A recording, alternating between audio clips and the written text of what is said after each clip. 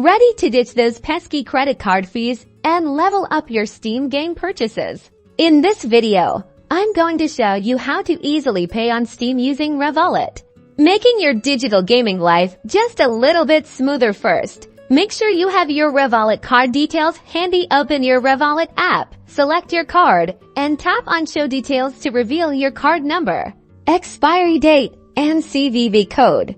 Now, fire up your Steam client and click on your profile name in the top right corner from the drop-down menu. Select Account Details. On the Account Details page, scroll down to the Store Transactions section here. You'll see Add a Payment Method. Click on it. You will be presented with a few options. Select Credit, Debit Card, and click Continue.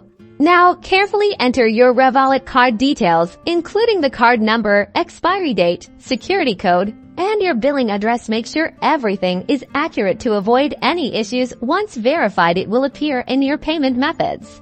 Alright, with your Revolut card added, let's head to the store and select a game you want to buy. When you reach the checkout page, choose your Revolut card as your preferred payment method. Review your order and click Purchase to complete the transaction, and that's all there is to it. You can now easily purchase games on Steam using your Revolut card.